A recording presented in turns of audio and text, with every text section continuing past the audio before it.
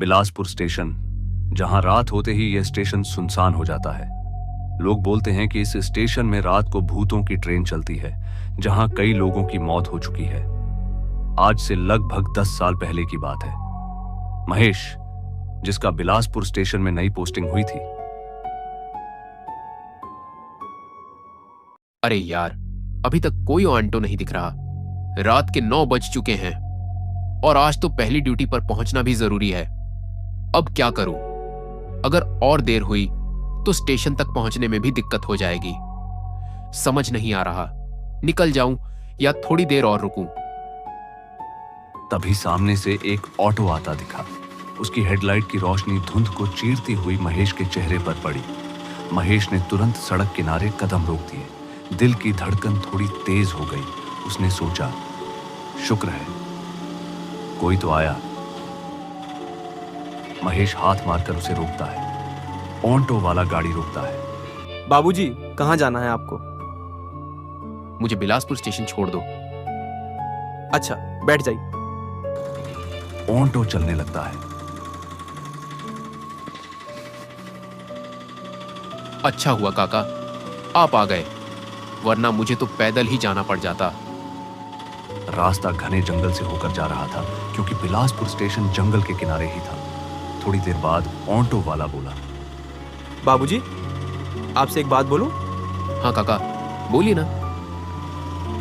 रात तो बहुत हो गई है, तो आप बिलासपुर स्टेशन में क्या करने जा रहे हो? अरे काका, मेरा नई पोस्टिंग हुआ है आज ही। पर बाबूजी, वहां तो रात में कोई नहीं जाता। ऐसा क्यों? लोग बोलते हैं रात में वहां भूतों की बस्ती है, वहां भूतों की ट्रेन चलती है। अरे काका, आप भी भूत प्रेत में विश्वास करते हो? चलिए, लेट हो रहा है, जल्दी चलिए। महेश ने ऑटो ड्राइवर की बातों को अनसुना कर दिया।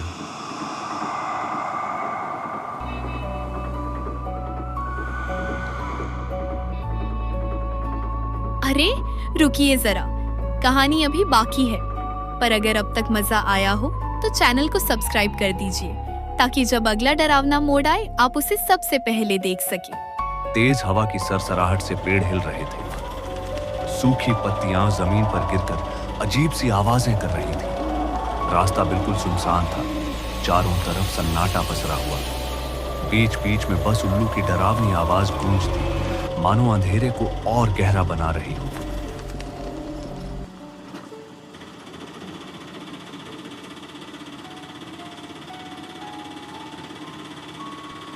कुछ देर बाद ऑटो स्टेशन पहुंचती है। महेश ऑटो से उतरता है। काका, कितना हुआ? 50 रुपए हुए बाबूजी। अच्छा, ये लीजिए। ऑटो वाला पैसा लेकर वहां से निकल जाता है। रात गहरी थी, हवा में ठंडक थी। महेश स्टेशन की तरफ बढ़ता है।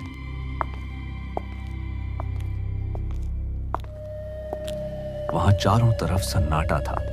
पेड़ों की एक पत्ता तक नहीं हिल रहा था।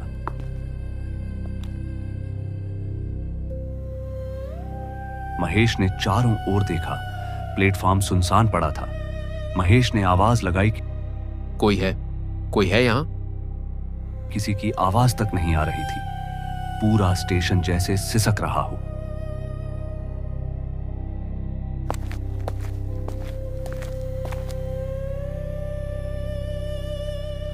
तभी अचानक पीछे से एक पागल खड़ा हो गया। महेश जैसे ही पीछे मुड़ा, देखकर डर गया।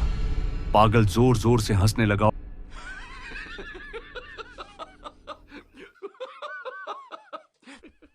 तुम चले जाओ यहां से, वरना तुम्हें भी मार डालेगा। जा यहीं से। यहां जो भी आया घर वापस नहीं गया, समझा? वो ट्रेन वो तुम्हें भी मौत की दुनिया में ले जाएगी। अभी चला जा, अभी भी वक्त है, वरना अगला नंबर तेरा होगा। ऐसा बोलते हुए पागल वहां से चल पड़ा। उसकी हंसी हवा में कुछ देर तक गूंजती रही। तभी चौकीदार काका टॉर्च लेकर आने लगा।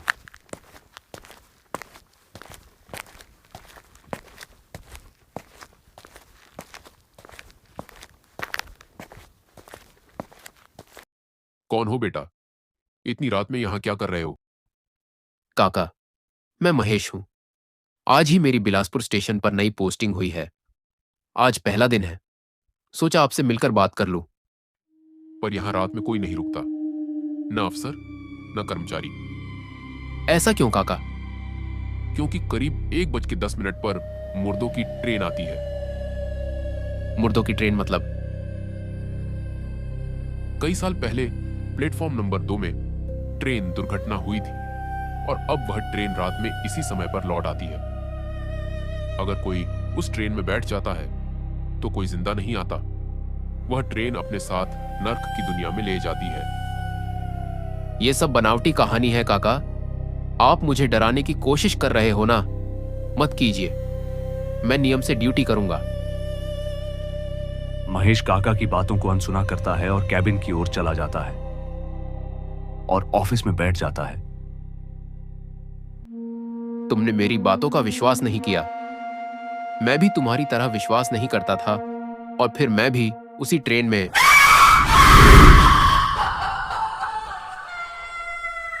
यहाँ के लोग भी ना हमेशा भूतों की कहानियां सुनाते रहते हैं।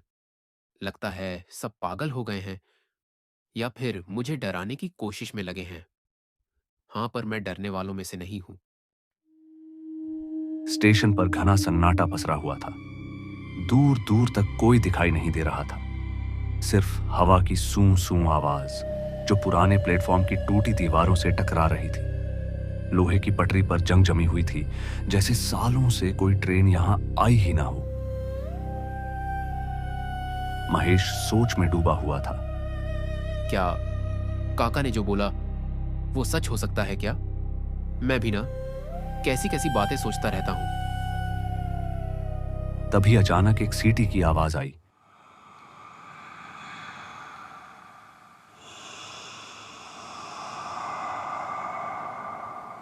महेश उठकर बाहर निकला। चारों ओर सन्नाटा। उसने जोर से आवाज लगाई। चौकीदार काका, कहां चले गए आप? कोई जवाब नहीं मिला। लगता है सो गए होंगे। पर यह सीटी की आवाज कहां से आई? महेश ने चौंक कर इधर उधर देखा। फिर उसकी नजर ट्रेन की पटरियों पर पड़ी। वहां एक औरत चल रही थी, सफेद कपड़ों में लिपटी, बाल खुले हुए और कदम ऐसे जैसे हवा में तैर रहे हों। महेश ने घबराकर आवाज लगाने की कोशिश की। अरे सुनो, आप वहां क्या कर रही हैं? लेकिन इससे पहले कि उसकी बात पूरी होती, वो औरत कुछ ही दूर जाकर अचानक गायब हो गई। महेश की आंखें फटी की फटी रह गईं। शरीर सुन्न पड़ गया और उसके रोंगटे खड़े हो गए।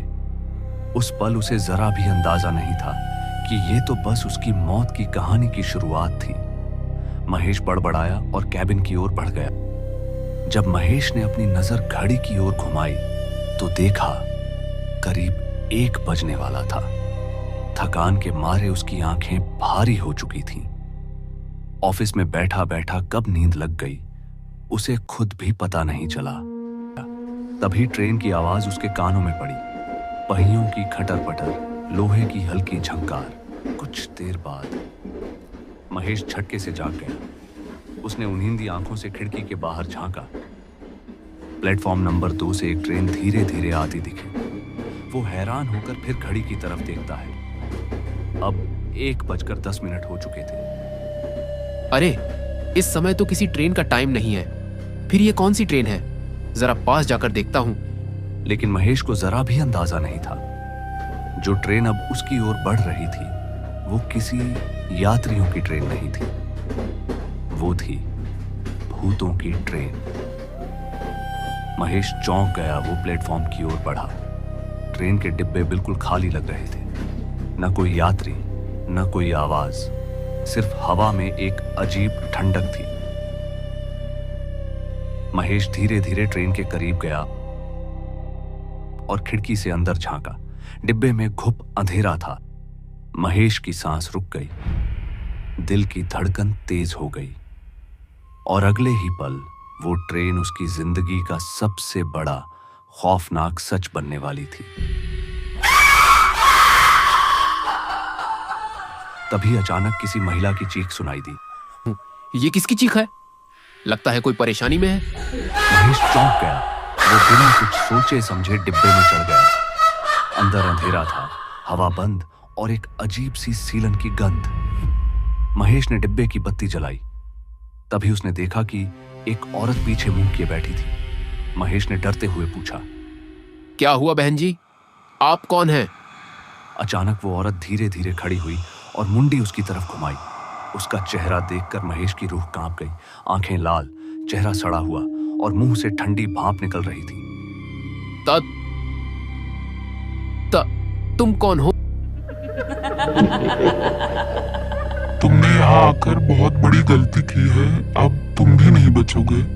तुम भी हमारे साथ यहीं रहोगे, भूत बनकर। मैंने कुछ नहीं किया, मुझे जाने दो। महेश चिल्लाया, लेकिन औरत उसकी तरफ बढ़ती गई और महेश पीछे हटते हटते दरवाजे के किनारे पहुंच गया। ट्रेन की रफ्तार अब तेज हो चुकी थी, इतनी तेज कि कूदना नामुमकिन था।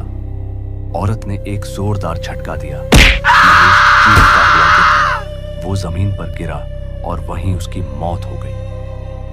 बाहर सिर्फ हवा की सिसकियां रह गईं।